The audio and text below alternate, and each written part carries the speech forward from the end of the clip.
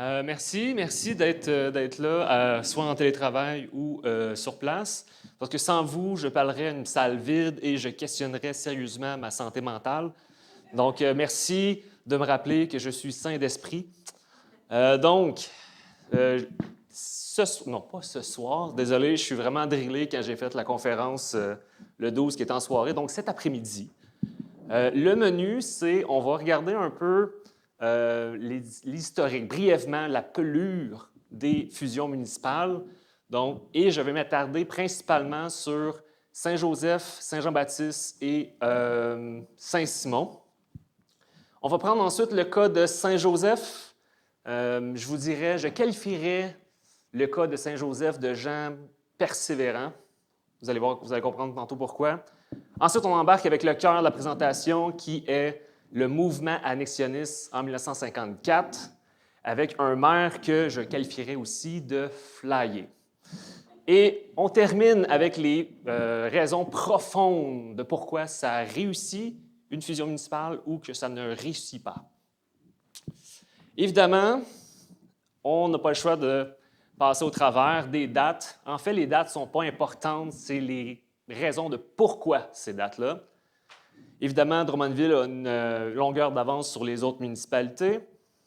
Je sais, ceux qui connaissent un peu l'histoire de Drummondville vont dire « Non, c'est 1815 et non pas 75 ». Vous avez raison, mais Drummondville a acquis son indépendance en 1875. Avant, on était sous le régime ou le conseil municipal du canton de Grantham.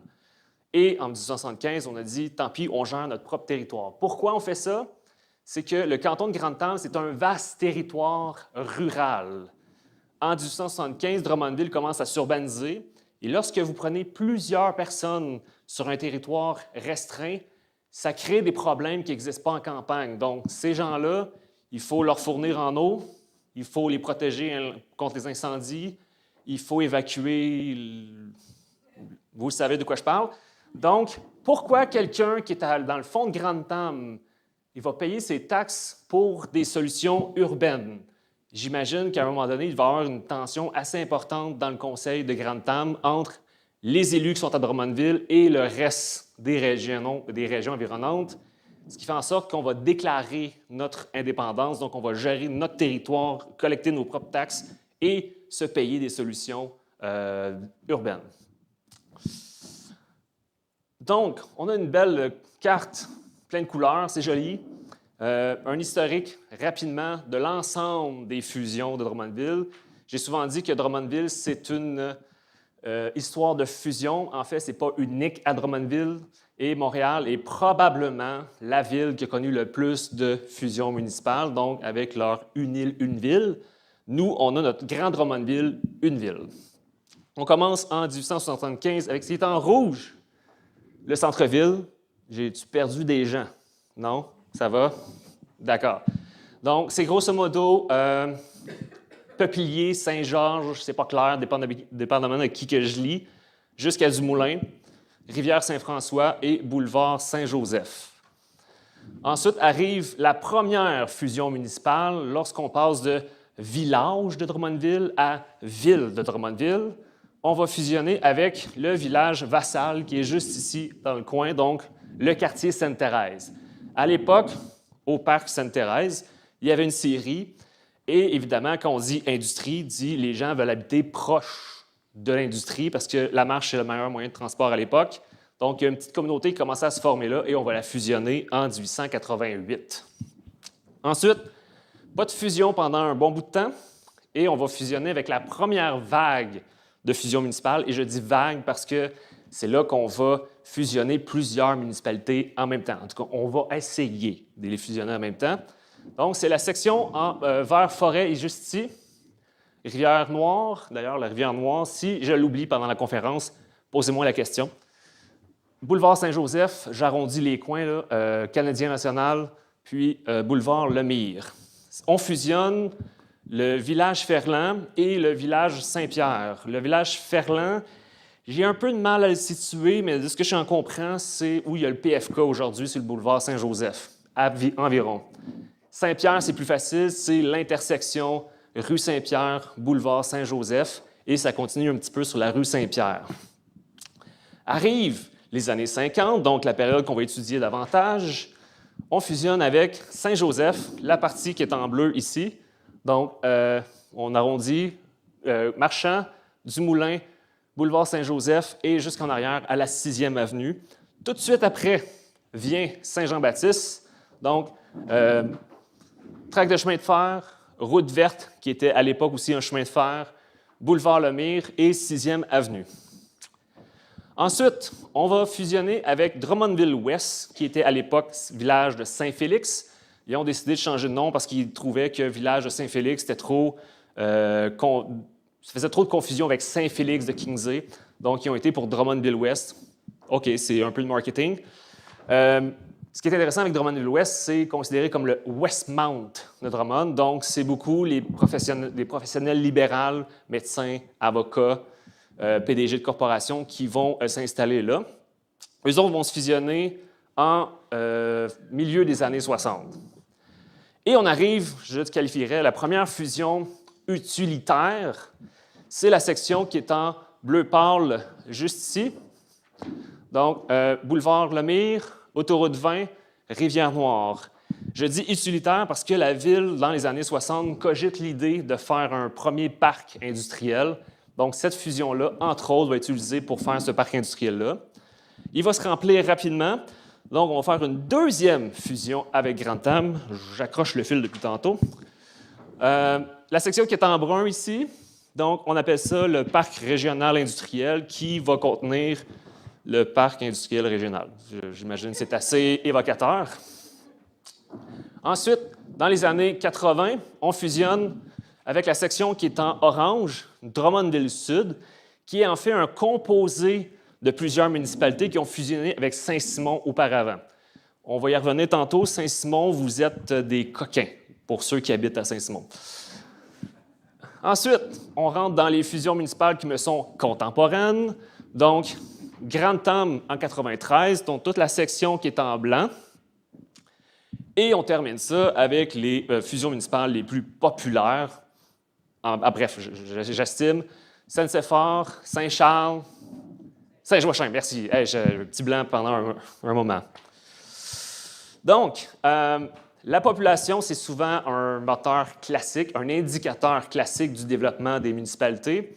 On peut voir que Drummondville a un développement continu, rapide, durant la première moitié du 20e siècle. Quant à elle, Saint-Joseph explose jusqu'à la Deuxième Guerre mondiale et ensuite stagne un peu. Et c'est normal parce que Saint-Joseph, son territoire est bien développé. Il n'y a plus de place à Saint-Joseph pour développer des résidences. Donc, sa population stagne et ça va ensuite déborder sur Saint-Jean-Baptiste. Donc, Saint-Jean-Baptiste prend le relais de ce que Saint-Joseph n'est plus capable de faire. Quant à Saint-Simon et Drummondville-Ouest, eux aussi connaissent un développement tardif pour la période qu'on étudie.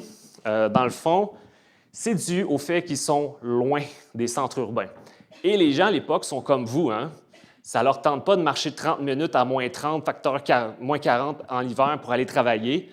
Donc, ces villes-là vont se développer lorsque va arriver le transport en commun et encore plus avec la voiture. Donc, ici, on a une photographie de Drummondville en 1926. Durant les années 20, il y a un contexte particulier à Drummondville, c'est qu'avec l'arrivée des usines textiles qui sont très gourmandes en main-d'œuvre, il y a une masse de population qui vient s'installer à Drummondville et on connaît une crise du logement aiguë. Et pour mitiger l'affaire, la ville de Drummondville va décider de construire elle-même des blocs appartements pour les ouvriers. On connaît actuellement une crise du logement, je ne conseille pas à la ville de faire ça, parce que on va les construire et finalement le loyer pour payer les coûts de construction va être trop élevé. C'est finalement juste les cadres et les ouvriers spécialisés qui vont pouvoir se payer ces blocs appartements-là. Ce qui fait en sorte que les gens vont trouver des alternatives pour venir travailler, donc pour construire leur maison. Et c'est là qu'on va arriver avec, en 1920, la Constitution de Saint-Joseph qui est ici. Donc, je vais zoomer. cette partie ici qui se trouve à être Saint-Joseph. Pour situer, chers collègues, dans le champ ici, on a le Maxi, d'accord? Le IGA juste un peu plus haut. Admirez le boulevard Saint-Joseph sans trafic, d'accord? Il y a une personne actuellement sur le boulevard Saint-Joseph. Et là, je dois vous faire des excuses, je vous mens depuis le début. Ceci est Saint-Joseph et cela en haut, c'est le village Saint-Louis. Donc, Saint-Joseph, c'est la fusion de deux villages ensemble en 1937. Est-ce que j'ai des collègues qui habitent ou qui ont habité à Saint-Joseph? Deux, trois. Vous êtes persévérants, comme je vous disais tantôt. Vous remarquez, le champ ici qui sépare les deux villages, en fait, c'est des terres qui appartiennent à la fabrique Saint-Frédéric. Et ça explique pourquoi, encore aujourd'hui, on voit cette séparation résidentielle-là, de développement public et résidentiel. En ce moment-ci, on retrouve Microtech, qui était l'ancien hôtel de ville de Saint-Joseph, le skatepark, le parc. Les gens des TP, aidez-moi. Curé de Mers, merci. Et l'église qui est à peu près ici, on est à peu près Saint-Marcel, je dirais, en termes de développement. Et c'est pourquoi les ouvriers viennent s'installer à Saint-Simon et Saint-Joseph pour deux raisons. La première, c'est que les taxes municipales sont ridicules. En échange, ils n'ont pas de service. Et l'autre chose, c'est que pour construire à Saint-Joseph, ça se résume pas mal à cogne chez le maire, prends ton permis, puis va te construire. Bon, j'exagère, c'est pas ça exactement ce que dit le règlement de construction, mais ça donne l'essentiel. Donc, ça va en faire en sorte que Saint-Joseph va se développer très rapidement. Et Drummondville est même convaincu qu'à un moment donné, Saint-Joseph va être plus grand que Drummondville. D'ailleurs, Saint-Joseph va connaître une densité urbaine plus grande que Drummondville. D'ailleurs, 20 ans plus tard, cette fois-ci, on tourne la caméra de l'autre côté, d'accord? On a l'église Saint-Joseph en plein milieu. Et on peut voir qu'en 20 ans seulement, le territoire est extrêmement bien développé. Juste ici, on a la rue Notre-Dame, la rue Saint-Jean, 6e avenue. Donc, on voit que ça déborde déjà vers Saint-Jean-Baptiste en termes de construction. Ce qui est intéressant avec la photo que je viens de vous présenter, c'est que si on prend le haut de la photo, on peut voir le village Saint-Félix. Donc, pour situer encore les gens, rue Marchand, juste ici, la caméra fait face à l'autoroute 20. Ici, on a Saint-Georges avec l'ancienne commission scolaire. Et dans le fond, là-bas, je suis désolé, c'est pixelisé, là, on zoome quand même bien, c'est le village Saint-Félix. Ce qui est intéressant avec la Sélanise, c'est un peu notre diva industrielle, c'est qu'on a aimé ça la prendre en photographie de tous les sens possibles, ce qui fait en sorte qu'on peut voir les villages qui se sont construits autour de la Sélanise. Et là, on va parler de Saint-Jean-Baptiste. Moi, je suis Saint-Jean-Baptiste. Est-ce que j'ai des collègues qui sont comme moi de Saint-Jean-Baptiste? Merci, Cynthia, au fond, de m'encourager. Et je qualifierais les gens de Saint-Jean-Baptiste de nonchalants. Vous allez comprendre tantôt pourquoi. Donc, on va zoomer sur la partie du haut de la photo. Et là, au centre de la photo, vous avez l'école Sainte-Marie. Et Saint-Jean-Baptiste, en 1950, ne se développe pas plus loin que la 16e avenue, d'accord? Et ce que j'aime beaucoup avec cette photo-là, c'est qu'on peut voir la métamorphose, la trame urbaine avec l'arrivée des voitures. Ne sous-estimez pas comment les voitures ont changé la trame urbaine. Avant cela, on veut mettre le plus de gens possible à un endroit. Donc, c'est des triplex, des duplex bien collés, bien cordés. Et lorsqu'arrive la voiture, et là, cette fois-ci, on peut se permettre de créer des maisons unifamiliales, tu sais, le cliché de la banlieue là, avec le driveway, la voiture. Donc, on voit bien la trame urbaine. La Sélanise se trouve juste ici, au bas de la photo. Donc, on voit le quartier ouvrier. Et là, plus on s'éloigne vers la 16e avenue, 15e avenue, rue Saint-Frédéric, on voit apparaître le fameux cliché de la banlieue et du bungalow. Maintenant, on arrive avec Saint-Simon. Des gens de Saint-Simon, entre collègues, deux, je vous qualifierais de coquins. Vous allez comprendre pourquoi tantôt. Encore une fois, on va zoomer sur la photo pour voir Saint-Simon. C'est probablement le village avec lequel j'étais le moins familier. J'ai toujours pensé que le cœur historique du village se trouvait église, école. En fait, non. C'est plutôt le croisement entre boulevard Saint-Joseph et Jean de Brébeuf. On voit que le village est beaucoup plus dense à cette intersection-là. D'ailleurs, on peut voir qu'il y a encore quelques constructions le long de Jean de Brébeuf et Jean Lalande. Et on voit les restes de la poudrière. Donc, Saint-Simon a une histoire différente de Saint-Joseph et Saint-Jean-Baptiste. C'est que durant la Première Guerre mondiale, la Russie fait une énorme commande de poudre à canon et on va installer la poudrière, pas la polyvalente, mais l'usine à cet endroit-là qui va, évidemment, quand on dit grande usine, dit des gens qui se construisent autour. Et c'est la fondation, ou plus l'habitation de Saint-Simon à ce moment-là. Elle va fermer en 1919, donc Saint-Simon va connaître un déclin et on va voir une recrudescence, donc un deuxième âge d'or, si je peux appeler ça, durant les années 50. Donc, le quartier que je pensais qui était le cœur de Saint-Joseph, en fait, c'est un développement des années 50. Donc, on peut voir l'école juste ici, Jean de Brébeuf, l'Allemand, les TP, vous êtes en haut, quelque part, dans le bois, d'accord?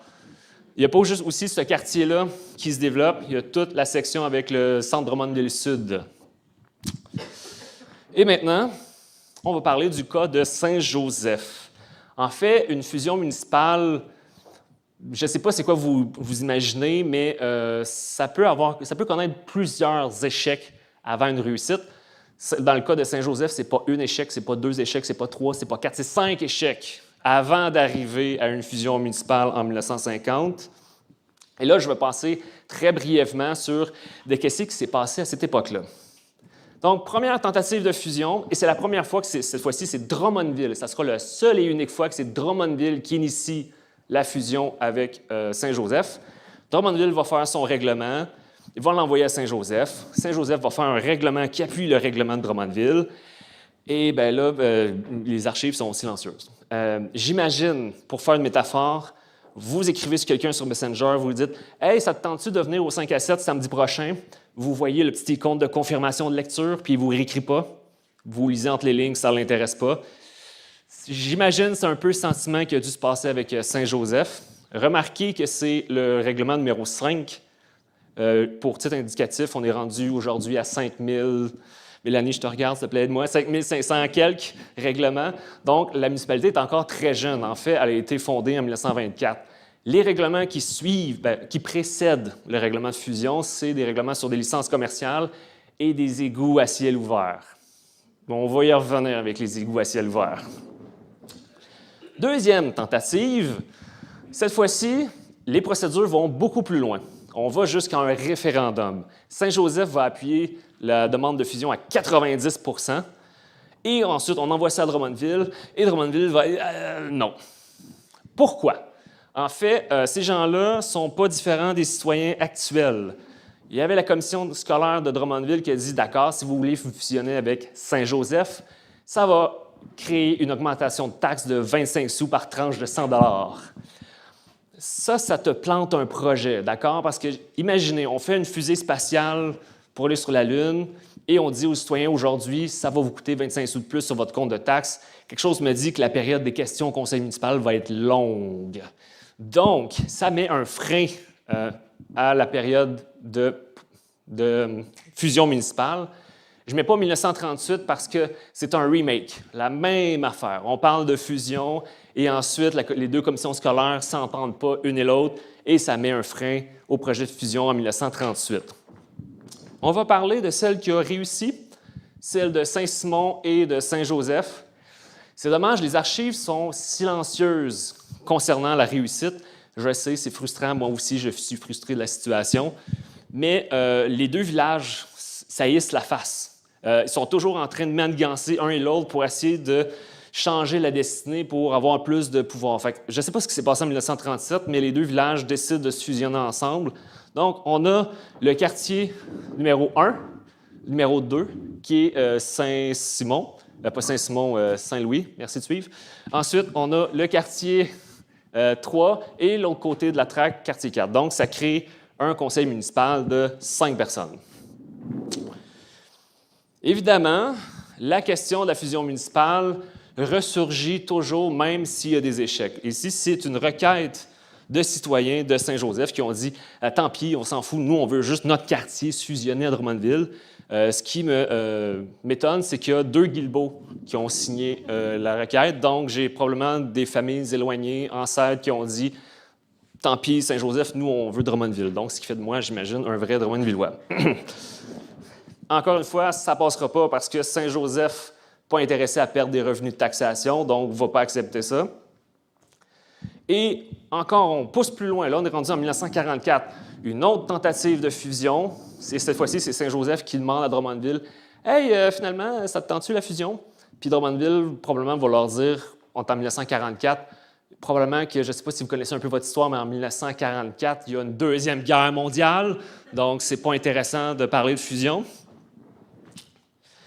Et là, je sais, OK, j'ai mis document manquant, je ne suis pas un mauvais archiviste, je vous jure, je l'ai vu la lettre, OK, je l'ai vu dans le traitement archivistique, je sais qu'elle existe quelque part dans un dossier, mais probablement pas dans un dossier de fusion, mais dans un dossier de communication générale avec le ministère de l'Instruction publique.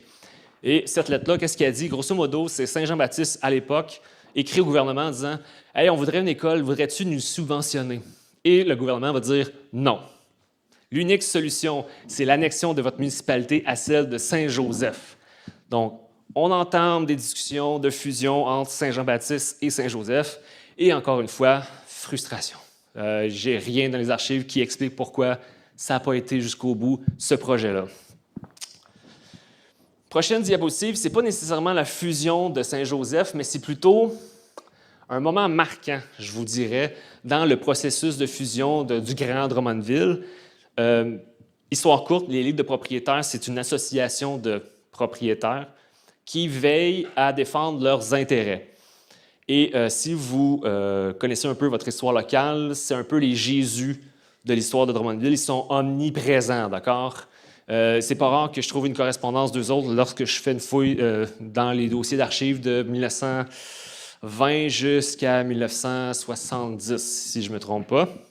Donc, les différentes ligues des différentes villes différentes vont se fédérer pour créer la Ligue des propriétaires du Grand Drummondville et ils vont pousser l'idée justement du Grand Drummondville. Avant cette date-là, cette notion-là n'est pas là. Donc, il y a une espèce de désir, je dirais, émotif, passionnel de dire « Ah, le Grand Drummondville, il faudrait fusionner tout ça. » Gardez en tête que la Ligue des propriétaires, c'est un peu le club-école du conseil municipal parce qu'il y a beaucoup de transfuges entre les deux. C'est pas rare qu'on voit un président de la Ligue des propriétaires ou un membre devenir conseiller municipal ou maire par la suite.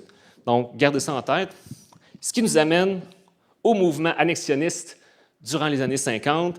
Et là, je vous présente mon ami, le docteur J.B. Michaud, qui a été maire de Drummondville de 1954 à 1956. Juste assez pour faire les fusions. Je vous disais que ce maire-là est flyé parce que pendant ces élections, il promettait des trottoirs chauffants au centre-ville. Oui, bonne réaction. Et ce monsieur-là était médecin. Il avait une clinique sur la rue Bédard et dans son sous-sol, il y avait un abri nucléaire. Vous le sentez, le personnage, hein? Bien, pour les fusions, ça va être la même chose. Il était membre de la Ligue des propriétaires. Puis lui, cette idée-là de faire la fusion, il va la garder en tête, puis il va se la ramener quand il va devenir maire. Et cette fois-ci, ce monsieur-là, il dit, bien, on va annexer Saint-Joseph, fait du centre, Saint-Jean-Baptiste, Saint-Simon, Drummondville-Ouest, Wendover-Simpson, Grantham, Saint-Séphore. What? Si on ne l'arrête pas, il fusionne jusqu'à Victo. Hein? Évidemment, les autres municipalités vont répondre à ces demandes de fusion. Et Grantham va dire on s'en fout. C'est pas ce que la résolution dit, mais je vous dis le sous-texte, d'accord? Non, on ne veut rien savoir. Wendover-Simpson, de ce côté, va dire bon, on va mettre le projet à l'étude. C'est une façon polie de dire non, j'imagine. Saint-Séphore, malheureusement, je n'ai pas trouvé la réponse dans les dossiers que j'ai consultés. Probablement qu'elle se trouve dans les registres du PV de Saint-Séphore, mais on n'a pas d'index, donc c'est liche ton doigt, tourne les pages. J'en vois pas un faire ça, d'accord? Les archives, on ne prend pas son doigt liché pour tourner les pages. S'il vous plaît, annonce publique. Donc, ce qui nous laisse 4 municipalités qui sont favorables à la fusion municipale, et je vous invite à voir un peu comment s'est passé le référendum avec ces différentes municipalités-là. Donc, Saint-Joseph, ça fait 30 ans qu'on essaye de fusionner Saint-Joseph. Donc, le 12 octobre 1954, référendum dans les deux municipalités. Là, c'est le référendum de Drummondville. Un taux de participation de 56 %. C'est bien, c'est bien. On a connu des référendums récents avec moins de taux de participation, donc on va le prendre, le 56 %. Et une grande majorité de personnes qui votent, donc 268 pour, 46 contre. Donc, enfin, c'est l'hystérie, je vous dirais, autant au conseil municipal des deux villes. Oui, il y a des gens qui sourient sur la photo, je les ai comptés, d'accord? Il va y avoir plus qu'une rencontre protocolaire entre les deux conseils, il va y avoir aussi une fête dans les rues. Ça va être recensé par les journaux locaux devant l'hôtel de ville. Et là, il va y avoir des discours. « Ah, enfin, la famille est réunie. On vous attendait depuis si longtemps. » Et là, je pense qu'il y a quelqu'un qui a perdu sa job au greffe. Parce qu'on envoie notre requête de fusion au gouvernement. Et le gouvernement, en 4 pages, nous dit non, je ne peux pas accepter ton règlement parce que, premièrement, il te manque ton règlement à la correspondance. Il te manque ton attestation de votation de Saint-Joseph et ton règlement n'est pas conforme en vertu de la loi, et blablabla, pendant 4 pages. Donc, ça explique qu'il y a un petit délai entre le référendum et la fusion, effectivement, en 1955. Saint-Jean-Baptiste va connaître aussi ces problématiques, c'est qu'on n'a jamais arpenté le territoire de Saint-Jean-Baptiste. Donc, c'est le fossé entre l'Arbre et la traque de chemin de fer à peu près. Donc, on va régler ce problème-là. On va engager un arpenteur qui va officialiser le territoire de la ville. Et là, il y a eu un référendum le 20 avril 1955 et 100 % des gens votent pour la fusion. Et moi, j'ai un problème avec ça. Même les États totalitaires, avec leurs élections truquées, n'osent pas afficher un taux de 100 %. Je veux dire, come on. Heureusement, cette fois-ci, pas de frustration parce qu'on a la réponse dans les archives de la ville, on a le cahier de votation de Saint-Jean-Baptiste, et c'est là qu'on apprend qu'il y a seulement 18 personnes qui se sont présentées pour voter à main levée. C'est tellement sérieux, là. Mais le détail qui, moi, personnellement, me trouble le plus, c'est que le vote commence à 10 h, et à 10h10, c'est terminé. Donc, le sort d'une municipalité de 5000 personnes à l'époque a été décidé plus rapidement qu'une bataille des plaines d'Abraham. Bravo, Saint-Jean-Baptiste! Évidemment, on va regarder ceux avec qui ça n'a pas fonctionné. Donc, commençons avec Drummondville-Ouest / Saint-Félix. Les requêtes de fusion ont été envoyées au printemps 54. Là, on est rendu en septembre 54 et Drummondville-Ouest dit « Hey, Drummondville, tu sais, le dossier de fusion que tu nous as interpellé, qu'est-ce qui se passe avec ça? » Et Drummondville doit leur répondre « C'est à l'étude. » OK. Le maire, je pense qu'à l'époque, l'a pris un peu mal parce qu'après ça, il va systématiquement s'opposer à toute fusion avec Drummondville, même lorsqu'il y a des documents de son administration qui disent « Non, la fusion avec Drummondville, ça fait du sens pour les services municipaux et la taxation. » Il va falloir attendre sa démission au milieu des années 60 pour que se fasse élire un maire pro-fusion, et ils vont se fusionner dans les années 60. Saint-Simon, les coquins. Il faut reculer un petit peu en arrière pour comprendre où s'en va Saint-Simon en 1955, d'accord? Et je vous ramène à la fin des années 40. À la fin des années 40, il y a le village Marcotte. Encore une fois, j'ai de la difficulté à situer, mais je pense que c'est l'intersection du boulevard Mercure et Saint-Joseph, pas très loin de l'école Saint-Étienne. Ish, d'accord? Ah, merci Lynn de m'aider. Qu'est-ce qui se passe avec le village Marcotte? C'est que lui aussi veut déclarer son indépendance du canton de Wickham. Et là, Saint-Séphore et Saint-Simon sont comme non. Il envoie même un mémoire au gouvernement en leur disant non, fais pas ça, autorise pas qu'ils deviennent indépendants. Il y a plusieurs raisons dans 3 pages, mais la principale, je vous dirais, c'est que, admettons que le village Marcotte devienne indépendant, dans son territoire, il va acquérir les barrages Hemming. Et à l'époque, c'est une compagnie privée. Donc, qui dit compagnie privée, il dit paye des taxes. Saint-Séphore n'est pas intéressé à perdre ce revenu de taxation-là. Et Saint-Simon non plus, parce qu'il va voir une municipalité adverse qui a comme un genre de bonus de revenus, alors que Saint-Simon peine à payer les services municipaux pour ses citoyens. Maintenant, on arrive en 1955, et cette fois-ci, on est en novembre 54, pardon, j'ai dit 55, mais c'est 54. Requête au printemps, novembre 54. Saint-Simon envoie une résolution à Drummondville pour leur dire « Ouais, finalement, qu'est-ce qui se passe avec le dossier de fusion? » Et là, moi, personnellement, je trouve que la résolution est bizarrement écrite à la demande de quelques propriétaires présents. Habituellement, les résolutions, c'est affirmatif, on adopte, et voici. C'est ouais, il y a des gens présents qui l'ont demandé, fait qu'on va le faire. Il me semble, tu le sens, en tout cas, moi, je sens déjà que le conseil est déjà, à cette époque-là, plus très chaud à l'idée de faire une fusion municipale. D'ailleurs, en 1956, ils vont faire une autre résolution pour dire à Drummondville, ton règlement de fusion, tu peux le mettre où aux archives. Un règlement, ça va aux archives, d'accord? Je ne sais pas comment vous avez complété votre phrase, mais je suis pas mal sûr que ce n'est pas super pour la conservation permanente du document, d'accord? Donc, on arrive maintenant aux raisons structurantes. Donc, qu'est-ce qui fait en sorte, en vrai, je vais vous dire, qui fait en sorte qu'une fusion va fonctionner dans un cas et dans l'autre ne fonctionnerait pas. Ce qui est étonnant, c'est que les trois villages duquel on parle, ils ont tous à peu près le même profil socio-économique. C'est tous des ouvriers qui travaillent dans les industries textiles à l'époque. Donc, la première, c'est le contexte général du Grand Drummondville. C'est qu'au début des années 50, les industries textiles commencent à piquer du nez. Donc, les élites locales commencent à se dire « ouais, il faudrait comme inviter des nouveaux entrepreneurs pour comme compenser le déclin de l'industrie textile ».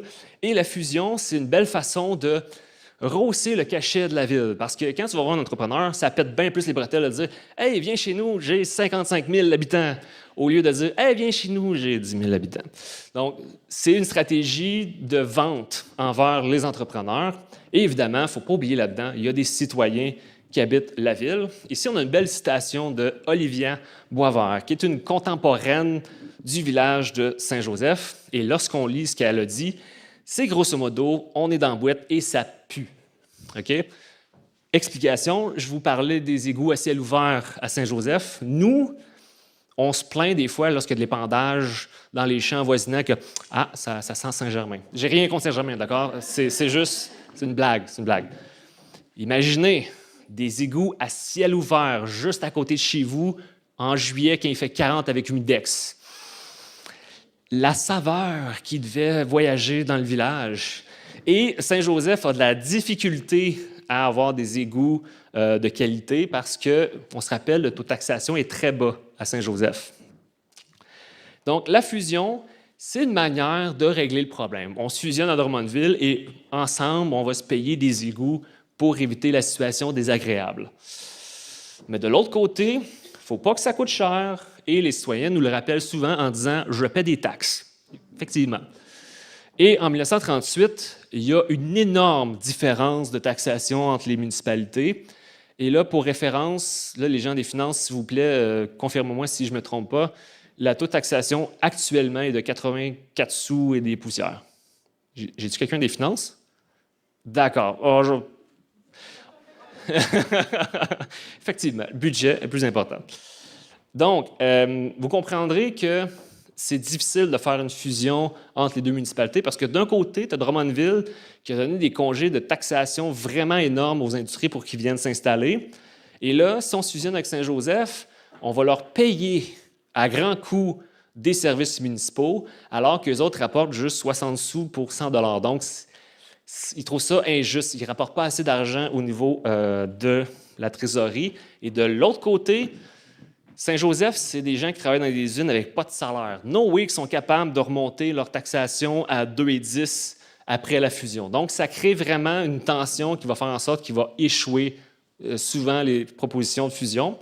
Par contre, en 1950, on voit qu'il y a un bel alignement des taxations. Donc, c'est beaucoup plus facile de fusionner lorsque ta ville fusionnée paie sensiblement le même niveau de taxation. D'ailleurs, Saint-Jean-Baptiste paye plus de taxation. J'imagine qu'il doit avoir une certaine frustration en disant « comment ça je paye plus de taxes puis j'ai moins de services ». Évidemment, il ne faut pas oublier les administrateurs municipaux. Eux autres, habituellement, ils sont relativement toujours favorables à la fusion municipale. Et là, on a un bel exemple d'une entente de la Canadian Underwriters Association, qui est grosso modo un regroupement d'assureurs et assure les villes pour le service incendie. Et ces assureurs-là fonctionnent exactement comme vos assureurs pour les voitures. Vous êtes un jeune homme avec une voiture sport. vous allez payer beaucoup plus d'assurance que quelqu'un qui roule à 40 km/h avec sa Toyota. Donc, c'est la même chose pour les villes. Saint-Simon a 2 pompes incendie pour couvrir son territoire, va payer vachement plus d'assurance que Drummondville qui commence à payer des camions incendies et plusieurs pompes pour couvrir son territoire. Ce qui est intéressant avec les administrateurs, c'est qu'eux autres ont vraiment une vision stratégique qui va au-delà du territoire de la ville pour laquelle ils travaillent. Et c'est la raison pourquoi la première fusion en 1926, c'est Drummondville qui l'avait initiée avec Saint-Joseph, parce que Drummondville voit Saint-Joseph se bâtir n'importe comment, n'importe où, avec plein de matériaux recyclés de fermes qu'ils ont utilisés pour construire leur maison. Et si le feu pogne là-dedans, ils n'ont aucun service d'incendie. Donc, si les vents sont bons, bien, le feu, il s'en fout là, que le boulevard Saint-Joseph, ce soit limite. Là, il continue jusqu'à Drummondville. Donc, fusionner Saint-Joseph, c'est une façon de prévenir cette catastrophe-là qui est envisagée, parce que j'imagine que Drummondville a encore un peu le traumatisme au milieu du 19e siècle où ça a été presque wipé de la carte. Il restait juste 15 bâtiments à Drummondville. Et faut-il que les 2 municipalités s'entendent bien? Saint-Simon, on retourne sur votre cas. À l'époque, Saint-Simon déverse ses égouts directement dans la rivière Saint-François. Ça coule jusqu'à la prise d'eau potable de Drummondville. Je suis le seul à voir qu'il y a un problème. Et effectivement, les administrateurs de Drummondville ne seront pas les seuls à trouver que c'est un problème. Et Saint-Simon a le culot d'envoyer des résolutions à Drummondville en disant « Hey, ton eau a goûte bizarre, fais quelque chose! » Eux, à un moment donné, les administrateurs de Drummondville se sont tannés puis ont amené Saint-Simon directement à la Régie des services publics du Québec pour leur obliger à connecter leurs égouts à ceux de Drummondville. Évidemment, Saint-Simon n'est pas d'accord avec ça parce que ça va les obliger à faire une taxe spéciale parce que les travaux sont quand même dispendieux et ils ne vont pas payer. Donc, Drummondville va prendre des procédures judiciaires pour se faire payer. Et en plus, ils ne payent pas leur eau. C'est Drummondville qui fournit l'eau à Saint-Joseph et ils ne payent pas leur eau. Donc, un autre dossier. Et finalement, Drummondville va dire « OK, tant pis, donne-nous ce montant-là, d'accord, puis on oublie toute la poursuite judiciaire. » Devinez ce que Saint-Simon fait? Il ne paye pas. Donc, vous voyez qu'il n'y a pas d'entente fiscale et politique entre les 2 municipalités. Je pense que c'est pour cette raison-là que Saint-Simon était assez prompt à faire se retourner de bord en disant « Nous, on va se fusionner avec d'autres municipalités, dont le village Marcotte et les paroisses de Saint-Philippe et Christ-Roi et d'autres petits villages. » Mais, le coup de massue, je vous dirais, avec notre maire Flyer, lui, il avait vraiment une grande vision du territoire. Je dis Flyer, mais dans le fond, vous faites votre choix. Soit il est Flyer, soit il est visionnaire, parce que les villes qui voulaient fusionner à l'époque, c'est quasiment le territoire de la ville actuelle. Donc, faites votre choix. Et par contre, on a un taux de réussite de 50 % de fusion municipale avec les 4 municipalités qui étaient favorables. Et ça l'explique entre autres pourquoi c'est arrivé. Drummondville et ses villes satellites sont régis sous 2 codes municipaux différents. Ça fait plein de choses, mais entre autres, pour les villes satellites, c'est le gouvernement qui s'occupe de la construction des rues et de leur entretien. Et là, pendant le conseil, il y a de la négociation de fusion, il y a des chiffres qui sont dits et le gouvernement va dire non, c'est pas ça pantoute. Et envoie une lettre à Drummondville. Je vais vous couper le bout le plus important. Je regrette vivement de vous informer que le département sera obligé de cesser l'entretien des chemins en question lorsque les municipalités rurales dans lesquelles ils se trouvent situés deviendront partie de la ville de Drummondville. Et envoie ce qui était l'ancêtre d'un Excel avec des colonnes grand totaux de 248 354,82 $. Sachant qu'en plus que lorsque vous fusionnez avec une municipalité, vous absorbez ses dettes, ça fait un trou dans un budget. Donc, ça a freiné les volontés politiques et je pense que c'est pour ça que Drummondville a dit à Drummondville-Ouest et Saint-Simon que le projet de fusion était à l'étude. Donc, j'arrive à la fin, la conclusion. Je sais, c'est triste, il va falloir retourner travailler. Mais j'aimerais que vous reteniez 3 choses de la présentation de cet après-midi. La première, c'est à quel point j'ai été magnifique cet après-midi durant la conférence. Ah, merci. Mais sérieusement, les 2 choses que je veux que vous reteniez avant de partir, c'est que la première, une fusion municipale, c'est pas un mariage d'amour, comme on l'a vu. C'est vraiment mathématique, c'est froid, c'est calculateur. Vous voulez marier avec quelqu'un, au lieu de dire « Ah, qu'est-ce que tu aimes dans la vie? On a-tu des points communs? » Non, vous lui demandez combien il y a d'argent dans son compte en banque, y a-tu des dettes, y a-tu un dossier criminel? C'est ce genre de mariage-là. Et dernière chose, le deuxième point, c'est que lorsqu'arrive fusion d'une municipalité, ben la municipalité est déjà fusionnée depuis longtemps. Je m'explique. Saint-Joseph, Saint-Jean-Baptiste, leur égout est déjà connecté à Drummondville, leur système d'aqueduc est déjà connecté à Drummondville, ils ont des ententes incendie mutuelles, leurs règlements municipaux, Drummondville, c'est un copier-coller dans les villes fusionnées, et leur taux de taxation est sensiblement les mêmes. Donc, la fusion politique, c'est un peu la cerise sur le sundae. Et là, je sais que parmi d'entre vous doivent se dire « Ah, ouais, aujourd'hui, c'est comment les autres villes? Qui va fusionner en premier? » Je ne le sais pas, d'accord? J'en ai aucune idée.